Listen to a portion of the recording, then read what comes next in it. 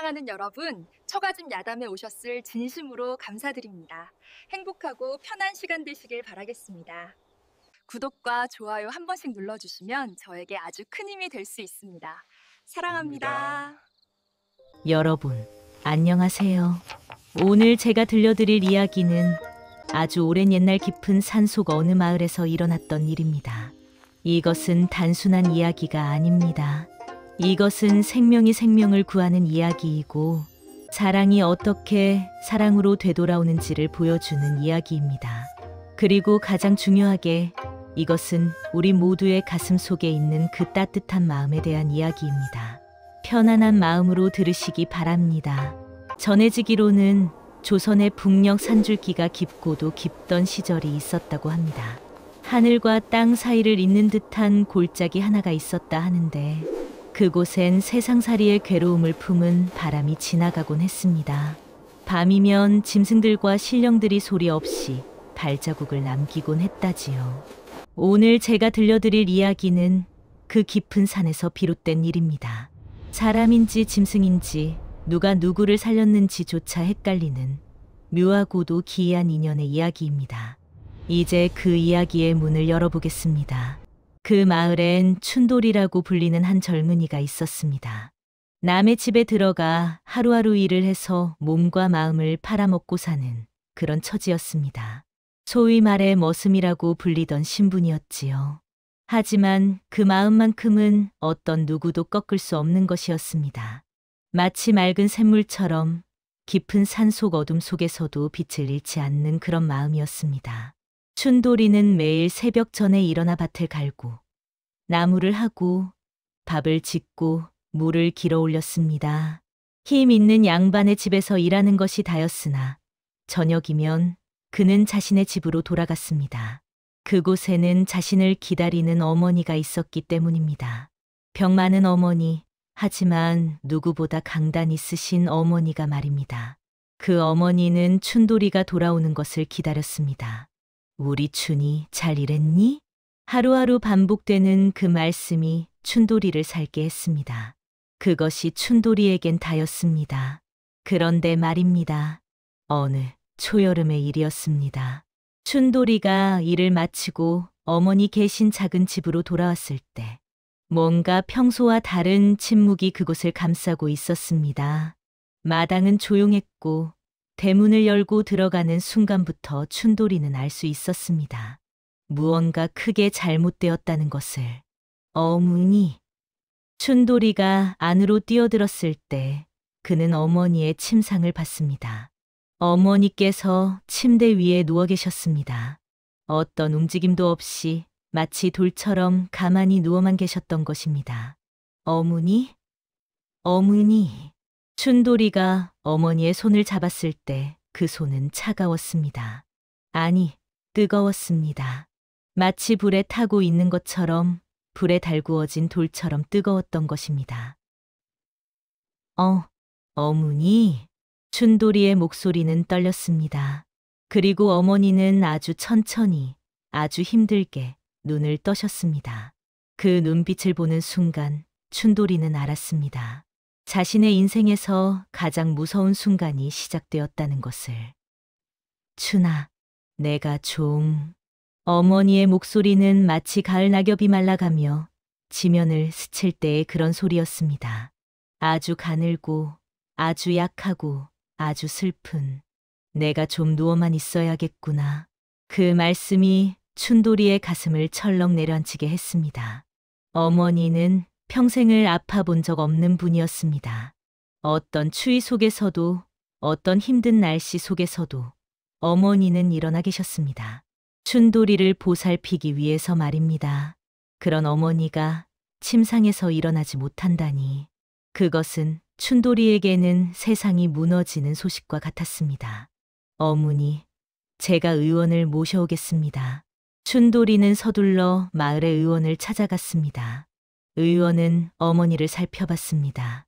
그 늙은 의원의 손은 어머니의 맥을 짚으며 한참을 움직였습니다. 하지만 결국 그가 입을 열었을 때 나온 것은 침묵이었습니다. 깊은 검은 돌릴 수 없는 침묵이었습니다. 춘돌이는 그 침묵 속에서 이미 모든 것을 알았습니다.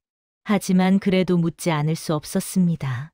의원님, 어머니는 나으실 수 있나요? 의원은 천천히, 아주 천천히 고개를 저었습니다. 그리고 입을 열었습니다. 그 말은 춘돌이에게 마치 운명의 선고와도 같았습니다. 이 병은 말이오, 세상의 약으로는 어찌하기 어렵겠소. 최대 며칠이 남았을 것 같으니. 의원은 이후의 말을 잊지 못했습니다. 하지만 이후의 말은 너무나 명확했습니다. 어머니는 이제 더 이상 오래 살 수 없다는 것이었습니다. 아, 그런데 의원이 다시 입을 열었습니다. 혹시 말이오, 하나의 약초가 있다면 그것이 지금으로선 유일한 희망이 될 수 있을지도 모르겠소. 약초? 무슨 약초입니까? 춘돌이가 벌떡 일어섰습니다. 희망이란 이름에 아주 가느다란 그 실이라도 춘돌이는 놓칠 수 없었던 것입니다. 천리산 너머 인적 닿기 어려운 깊은 곳에서만 난다는. 의원이 잠시 말을 멈췄습니다. 지렵삼치이에선이라는 약초가 있소. 그것으로 약을 다려 먹으면 혹시 모르겠지만 기적이 일어날 수도. 의원의 말이 끝났을 때 춘돌이의 눈빛이 달라져 있었습니다. 절망이 아니라 결연함으로 가득 찼던 것입니다. 그 밤 춘돌이는 어머니 곁에서 밤을 새웠습니다. 어머니의 손을 잡고 어머니의 숨소리를 들으며 춘돌이는 중얼거렸습니다. 어머니, 제가 반드시 그 약초를 구해올 테입니다. 그것은 약속이었습니다. 자신이 할 수 있는 마지막 약속이었습니다. 반드시 구해올 터이니 부디 조금만 견뎌주세요. 그리고 한밤중 어머니의 눈이 천천히 뜨셨습니다. 춘아, 네. 어머니, 내가 오래 못할 것 같구나. 어머니. 하지만 넌 반드시 살아야 한다. 혼자가 되어도 어떤 일이 닥쳐도 넌 반드시 살아가야 한단다. 그 말씀이 떨어질 때 춘돌이는 어머니의 눈빛 속에서 죽음을 봤습니다. 그리고 동시에 자신이 할 수 있는 유일한 것을 알았습니다. 어머니를 죽음에서 구해내는 것. 그것만이 자신이 이 세상에서 할 수 있는 유일한 일이라는 것을. 어머니, 제가 그 약초를 구해올 겁니다. 제발 기다려주세요. 춘돌이가 어머니의 손을 더욱 꼭 잡았을 때 어머니의 눈에서 눈물이 흘렀습니다. 우리 춘이 언제부터 이렇게 컸니? 그것이 어머니가 할 수 있는 마지막 인사였습니다. 새벽이 밝았을 때 춘돌이는 이미 마을을 떠나고 있었습니다.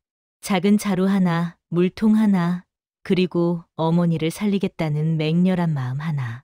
그것만을 가지고 말입니다. 마을 어귀에 이르렀을 때 어디선가 누군가 불렀습니다. 얘야, 어디 가는 길이냐? 돌아보니 마을의 늙은 할머니, 죽도록 많은 고생을 겪은 노파가 서 있었습니다. 그 할머니는 이 마을에서 가장 오래 살았다 하여 옛날 이야기를 많이 아시는 분이었지요. 춘돌이는 어머니의 병 때문에 저 천리산에 들어가야 한다는 말을 했습니다. 그러자 노파의 얼굴이 벌겋게 변했습니다. 얘야, 넌 제정신이냐? 그 산은 사람이 함부로 들어갈 곳이 아니다. 할머니, 저는 어머니를 살려야 합니다. 사람 목숨을 걸고도? 노파의 눈이 흔들렸습니다. 옛날을 기억하는 그 눈동자에는 무언가 두려움이 어려 있었지요. 들어보니 옛적부터 저 산에는 백호말호가 산신의 심부름꾼 노릇을 한다고들 했단다. 사람이 함부로 그 산에 들어서면 그 호랑이의 노여움을 사게 된다는 것이지. 춘돌이는 그 말을 들었을 때 한 번 떨렸습니다. 하지만 그 떨림은 이내 사라졌지요. 할머니, 제가 죽으면 어쩌겠습니까? 어머니를 두고 죽을 수도 없는 노릇입니다. 차라리 산속에서 죽는 게 낫습니다. 노파는 춘돌이를 한참이나 바라봤습니다. 마치 이미 죽음을 각오한 사람을 보는 듯이요. 결국 노파는 한숨을 쉬더니 자신이 가진 작은 주머니에서 무언가를 꺼냈습니다. 그것은 묵은 옥수수 떡이었습니다. 가거라. 그리고 저 산속에서도 마음 한구석에 서남을 놓지 마라. 하늘도 보고 있다. 정성 있는 마음을 가진 사람은 저 산도 버리지 않는단다. 춘돌이는 그 떡을 받아 품에 안았습니다. 감사합니다, 할머니. 그렇게 말하며 돌아서려는 춘돌이의 등을 할머니는 오래 봤다고 했습니다. 마치 다시 볼 수 없는 사람을 보내는 어머니처럼요. 살아서 돌아와라. 제발. 할머니의 그 중얼거림은 바람에 실려 춘돌이의 귀에 닿지 않았지만 춘돌이는 어쩌한지 할머니의 마음을 알았다고 합니다. 그렇게 해서 춘돌이는 천리산으로 발을 들여놓게 된 것이지요. 산은 춘돌이를 맞이하면서 마치 그를 시험하려는 듯했습니다. 안개는 길을 가렸다 트였다 하며 마치 사람 마음을 시험하는 듯하였고 나뭇가지 사이로 스미는 바람은 오래 묵은 비밀을 속삭이듯 스쳐갔습니다. 춘돌이는 며칠을 산속을 헤맸습니다. 손은 찢어지고 발은 부어올랐으며 몸은 피로에 젖어 있었습니다. 하지만 춘돌이는 멈추지 않았습니다. 어머니의 숨이 가느다란 것을 생각하며 그는 계속 앞으로 나아갔습니다. 그러던 어느 오후 해가 기울 무렵이었습니다. 춘돌이는 바위 틈에서 뭔가 이상한 울음을 들었습니다. 그것은 짐승의 울음이라기보다 어딘가에서 들려오는 절망적인 한숨 같았습니다. 무슨 소리지? 춘돌이의 귀가 쫑긋 솟아올랐습니다. 그는 그 울음을 따라 조심스레 발을 내디뎠습니다. 그 울음소리를 따라 한참을 걸었을 때 춘돌이의 눈앞에 펼쳐진 것은 믿기 어려운 광경이었습니다. 거대한 등의 무늬가 바람처럼 흐르던 백두산호랑이 한 마리가 쇠사슬 덫에 다리가 묶여 피를 흘리며 신음하고 있었던 것입니다. 춘돌이는 그 순간 멈춰 섰습니다. 자신의 옆에 있는 것이 가장 무서운 짐승이라는 것을 알았기 때문입니다. 하지만 두려움보다 먼저 다른 감정이 춘돌이를 관통했습니다. 그 호랑이의 눈을 마주하는 순간 춘돌이는 보았습니다. 춘돌이 자신이 어머니의 얼굴을 보며 품었던 그 절박함. 살고자 하는 작은 불빛이 그 호랑이의 눈 안에도 깃들어 있었던 것입니다. 너도 살고 싶은 게냐? 춘돌이는 자신도 모르게 중얼거렸습니다. 그 말이 닿기라도 한 듯 호랑이는 으르렁거림을 멈추고 한동안 움직이지 않았습니다. 춘돌이는 천천히, 아주 천천히 호랑이에게 다가갔습니다. 사람이라면 당장 달아나야 할 그 거리를 춘돌이는 걸어갔습니다. 내가 너를 도와주겠다. 괜찮겠니? 춘돌이의 목소리는 부드러웠습니다. 호랑이는 춘돌이를 바라봤습니다. 그 눈빛 속에는 여전히 두려움이 있었지만 동시에 무언가 다른 것도 있었습니다. 마치 이 젊은이가 자신을 버리지 않을 것이라는 희망처럼요. 춘돌이는 사슬을 손으로 잡아당겼습니다. 쇠가 살을 파고들어 손바닥에 피가 번지곤 했으나 그는 멈추지 않았습니다. 호랑이는 고통에 몸을 움찔거렸으나 춘돌이를 향해 발톱 한 번 들지 않았습니다. 사람과 짐승이 말 한마디 건네지 않았으되 그곳엔 서로를 알아보는 마음이 있었습니다. 조금만 더 참아줘. 춘돌이가 중얼거렸고 호랑이는 그것이 자신을 위한 말이라는 것을 알았던 것이지요. 마침내 마지막 사슬이 끊어지는 순간 호랑이는 춘돌이를 한참 바라봤습니다. 그리고 천천히, 매우 천천히 그 자리에 앉았습니다. 호랑이는 일어나 도망치지 않았던 것입니다. 대신 그것이 고마움을 표하는 방식이었던 것이지요. 춘돌이는 호랑이 곁에 무릎을 꿇었습니다. 이제 괜찮아. 넌 살았어. 살았단 말이야. 춘돌이가 호랑이의 목을 천천히 어루만졌을 때 호랑이는 춘돌이의 손을 핥았습니다. 한 번, 또 한 번, 또다시 한 번. 그 따뜻한 혀의 감촉, 그리고 그 감촉 속에 담긴 감사와 무언가 슬픈 감정이 춘돌이를 관통했습니다. 넌 날 위해서. 춘돌이가 호랑이의 옆에 누워 함께 하늘을 바라봤을 때 호랑이도 춘돌이 곁에서 하늘을 봤습니다. 그렇게 해서 둘은 한참을 함께 누워 있었습니다. 사람과 짐승이 하늘을 보며 시간이 지나면서 호랑이의 숨결이 안정되어 갔고 춘돌이의 떨린 마음도 차분해졌습니다. 너는 어디서 왔니? 춘돌이가 물었습니다. 호랑이는 대답하지 않았습니다. 하지만 춘돌이는 알았습니다. 이 호랑이도 자신처럼 누군가를 살리기 위해 이 산에 있었을 거라는 것을. 그럼 이제 가. 넌 살았으니까 다시는 이런 일을 당하지 말고 살아가. 부디 춘돌이가 호랑이의 등을 쓰다듬으며 말했을 때 호랑이는 천천히 일어섰습니다. 그 호랑이는 춘돌이를 한 번 더 바라봤습니다. 그 눈빛 속에는 분명히 뭔가가 담겨 있었습니다. 내 잊지 않겠다. 너의 정성을. 호랑이는 춘돌이의 말을 이해한 듯 천천히 몸을 돌려 산 깊숙한 곳으로 사라져갔습니다. 그 뒷모습을 보며 춘돌이는 처음 깨달았습니다. 이 짐승이 자신을 잊지 않을 것이라는 것을. 춘돌이가 호랑이를 구해주고 산을 헤맨 지 사흘이 더 지났습니다. 하지만 그가 찾던 칠엽삼은 여전히 나타나지 않았습니다. 춘돌이는 절벽을 매달려 보기도 했고 깊은 골짜기를 내려가 보기도 했습니다. 하지만 칠엽삼은 마치 하늘이 주지 않으려는 듯 춘돌이의 눈에만 보이지 않았던 것입니다. 결국 춘돌이는 다른 약초들만 가지고 산을 내려올 수밖에 없었습니다. 마을로 돌아올 때 춘돌이의 발걸음은 죽음으로 걸어가는 것처럼 무거웠습니다. 어머니를 못 살렸다. 그 생각이 춘돌이의 가슴을 짓누르고 있었을 때 그가 본 것은 집 앞에 모여있는 마을 사람들의 검은 모습이었습니다. 춘돌이가 왔다. 누군가 외쳤고 사람들이 돌아섰습니다. 그들의 얼굴은 모두 같은 것을 말하고 있었지요. 이미 늦었다는 것을. 춘돌이는 집 안으로 뛰어들었습니다. 어머니는 침상에 누워 계셨습니다. 하지만 그 숨결은 거의 들리지 않을 정도였습니다. 마치 초가 꺼져가는 순간처럼요. 어머니.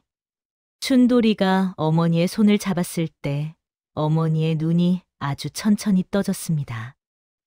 춘아. 왔니? 그 목소리는 이미 이 세상의 것이 아닌 것 같았습니다. 어머니, 제가 약초를 구해왔습니다. 이것을 다려 드리겠습니다. 춘돌이가 약초를 들었을 때 어머니의 손이 천천히 움직여 춘돌이의 손을 잡았습니다. 우리 춘이, 그 약초는 어떤 건가? 네, 어머니, 저는 이것이 최고의 약초라고 믿습니다. 이것으로 반드시 나으실 거예요. 춘돌이의 목소리는 절실했습니다. 하지만 그 절실함이 어머니를 살릴 수 있을까요? 춘돌이는 즉시 약초를 다리기 시작했습니다. 그동안 어머니는 계속해서 숨을 쉬고 계셨습니다. 하지만 그 숨결은 점점 더 가늘어져만 갔습니다. 마치 이 세상과의 연을 풀려는 것처럼요. 어머니, 조금만 더 버텨주세요. 제가 약초를 우려낼 때마다 춘돌이는 하늘을 향해 외쳤습니다. 손가락으로 약대접을 만지며 어머니를 향해 한 숟가락씩 떠 넣었습니다. 어머니, 마셔주세요. 꼭 마셔주세요. 그 밤은 매우 길었습니다. 사흘을 못 자고 산을 헤맨 춘돌이의 눈도 감겨왔고 가슴도 무거워만 갔습니다. 하지만 그는 어머니 곁을 떠날 수 없었지요. 자정이 지났을 때 춘돌이는 어머니의 곁에서 슬픔에 겨워 목 놓아 울음을 삼켰습니다. 하지만 눈물은 멈추지 않았고 울음도 참을 수 없었던 것입니다. 이대로 어머니를 잃는 것이냐? 내가 할 수 있는 것이 이것뿐이라고.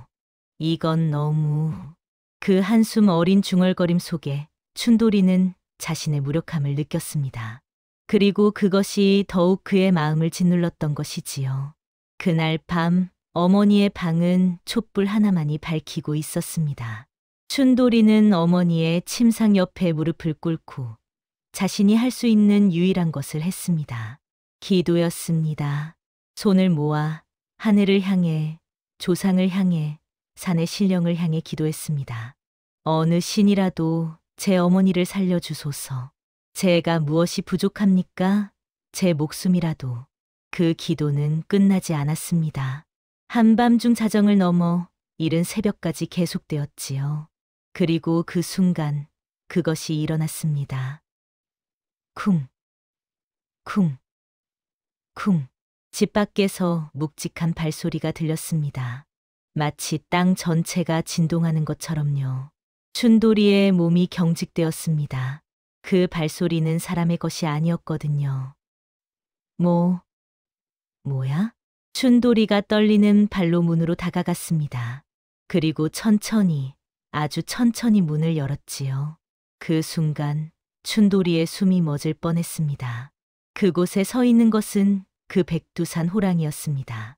하지만 그 호랑이는 춘돌이가 산에서 본 호랑이가 아니었습니다. 그 호랑이의 몸은 상처투성이었습니다. 이마에는 깊은 상처가 나 있었고 발에는 피가 묻어 있었습니다.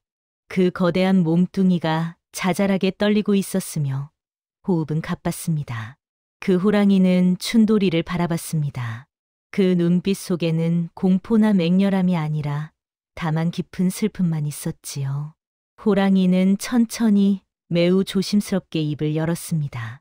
그리고 그것을 떨어뜨렸습니다.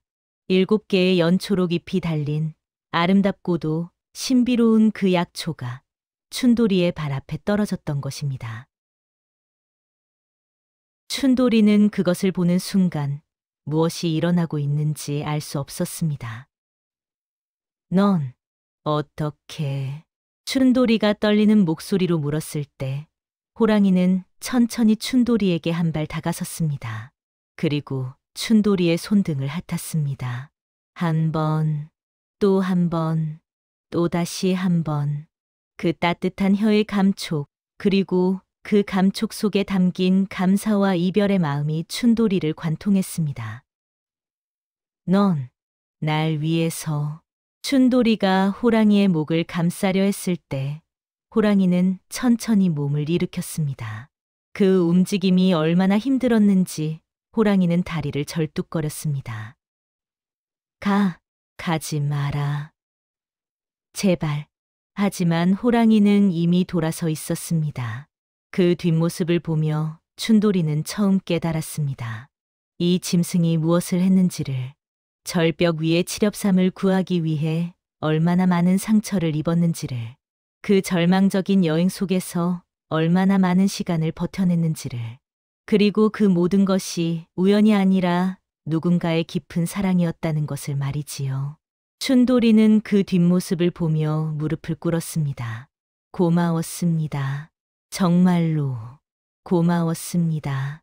그 말이 호랑이에게 닿았는지 호랑이는 한 번만 더 뒤를 돌아봤습니다. 그 눈빛 속에는 모든 것이 담겨 있었지요. 절망과 희망, 죽음과 생명, 그리고 미안함과 감사가 모두요. 그리고 호랑이는 천천히, 아주 천천히 달빛 속으로 사라져갔습니다. 남겨진 것은 피의 발자국뿐이었습니다. 춘돌이는 곧장 그 칠엽삼을 집어들었습니다. 손이 떨렸습니다. 그 손떨림은 추위 때문이 아니라 기적을 만날 순간의 경이로움 때문이었지요. 춘돌이는 밤새워 그 귀한 약초를 다렸습니다. 새벽이 스밀 때 그는 어머니 입가에 그 약을 한 숟가락씩 떠넣기 시작했습니다. 어머니, 마셔주세요. 제발 마셔주세요. 처음 숟가락, 어머니의 입술에 약이 스미었습니다. 어머니는 삼키셨습니다. 그리고 그 순간부터 기적은 천천히, 아주 천천히 시작되었습니다. 첫날, 어머니의 열이 내려갔습니다. 마치 누군가 끄고 다니던 불을 꺼버린 것처럼요. 춘돌이는 처음으로 그날 밤 아주 조금이라도 눈을 감을 수 있었습니다.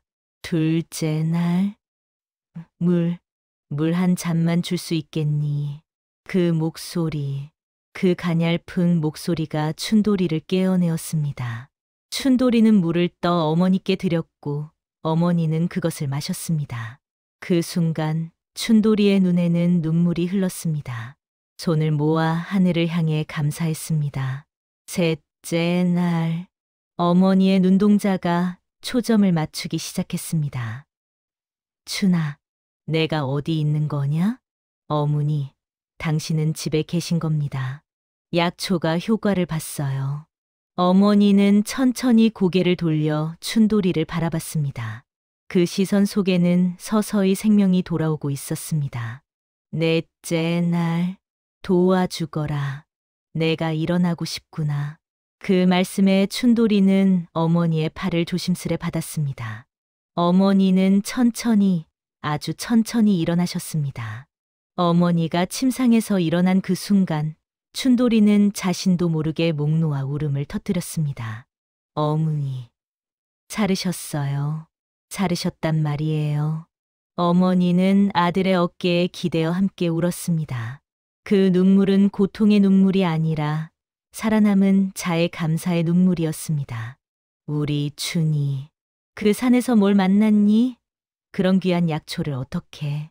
춘돌이는 어머니에게 말할 수 없었습니다.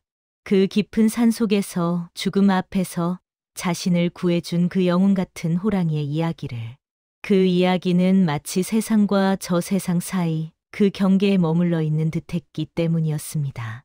춘돌이는 그저 어머니를 안았습니다. 그리고 그 품 속에서 춘돌이는 처음으로 안도했습니다. 어머니가 살았다는 것을, 자신이 실패하지 않았다는 것을, 그리고 그 모든 것이 우연이 아니라 누군가의 깊은 사랑이었다는 것을 말이지요. 그 이후 마을은 조용히 변해갔습니다. 사람들은 그날 밤 춘돌이의 집 앞에 남겨진 피의 발자국을 보았습니다. 그리고 산에서 내려오는 길에 어려있는 호랑이의 발자국을 따라가 본 몇몇은 결국 무엇이 일어났는지를 짐작하게 되었던 것이지요. 마을의 할머니들은 속닥거렸습니다. 저 호랑이는 자신의 목숨을 걸고 그 아이의 어머니를 살렸다지 않은가? 그런 짐승이 세상에 있단 말인가? 있지. 있어야지. 그래야 우리도 믿고 살 수 있다. 그런 정성이 세상에 있다는 것을.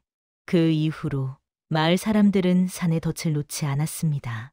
대신 매해 초가을이 돌아올 때마다 사람들은 산을 향해 작은 제를 올리곤 했습니다. 산의 신이시여, 우리를 버리지 말아 주소서. 그리고 당신의 마음씨를 받아주신 그 호랑이를 기억하겠습니다. 춘돌이는 그 이후 성인이 되었습니다.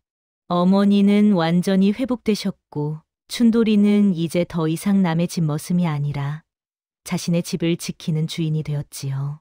춘돌이는 해마다 초여름이 오면 그 깊은 산 자락으로 올라갔습니다. 손에는 가장 좋은 밥과 나물을 담은 보시기를 들고서요. 호랑이여, 이것을 받아주게. 당신이 주신 생명으로 내가 살고 있다. 춘돌이는 산을 향해 절을 했습니다. 깊은 경건함으로요. 그 광경을 본 마을 사람들은 더욱 확신했습니다. 저것이 바로 진정한 감사라는 것을. 그리고 겨울이 오고 눈이 내리는 밤이면 어김없이 그 울음이 들렸다고 합니다. 구 마을 사람들은 그 울음을 들었습니다. 처음에는 동물의 울음으로 들렸지만 시간이 지나면서 그 울음은 뭔가 다르다는 것을 깨달았지요.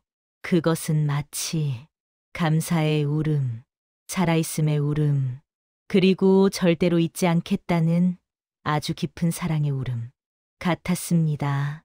춘돌이가 나이 들어 회갑을 넘겼을 때 그 울음은 더욱 드물어졌습니다. 마치 오랫동안 기다렸던 무언가가 이제 비로소 마음이 놓인 듯이요. 마지막으로 그 울음이 들린 것은 흰 눈이 소복이 내리던 어느 겨울 밤이었습니다. 우, 아주 낮고 아주 깊고 이전보다 훨씬 약해진 울음. 마치 길고도 긴 여행을 모두 마친 나그네가 마지막으로 인사하는 것 같은 울음이었지요. 춘돌이는 그 울음을 들으며 무릎을 꿇었습니다. 눈 위에 무릎을 꿇고 산을 향해 절을 했습니다. 고마웠습니다. 정말로, 정말로 고마웠습니다. 춘돌이의 목소리는 울음 속에 진동했습니다. 그 뒤로 그 울음은 다시는 들리지 않았다고 합니다. 마을 사람들은 말하곤 했습니다. 저 호랑이는 마침내 마음이 놓였나 보다. 춘돌이를 죽 지켜봤나 보다.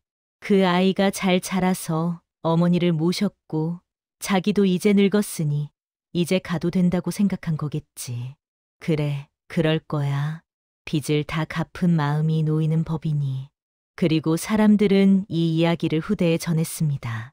할아버지가 손자에게, 할머니가 손녀에게 옛날 우리 마을에 그런 일이 있었단다. 라고 말이지요. 춘돌이의 그 이야기는 점점 더 아름답고도 신비로운 전설이 되어갔습니다. 그리고 사람들은 그 이야기를 들으며 깨달았습니다. 짐승과 사람이라 하나 정을 알면 은혜를 갚는 법이라는 것을. 생명이 생명을 구하고 사랑이 사랑을 낳는다는 것을. 그리고 이 세상에서 가장 아름다운 것은 혼자가 아니라 누군가를 위해 살아가는 그 마음이라는 것을 말이지요. 지금도 겨울이 오고 눈이 내리는 밤이면 누군가는 그 이야기를 꺼내 듣곤 합니다. 자기 자신의 마음 속 어딘가에 그 호랑이와 춘돌이의 이야기가 살아있기를 바라며요. 왜냐하면 그 이야기가 우리에게 말해주기 때문입니다. 이 세상이 아직도 포기할 만한 곳이 아니라는 것을. 누군가를 위해 목숨을 걸 만한 그런 사랑이 여전히 여기 있다는 것을. 그리고 우리도 그렇게 누군가의 호랑이가 되어줄 수 있다는 것을 말이지요. 호랑이의 보은. 이 이야기가 당신의 마음 속에서 영원히 살아있기를 바랍니다.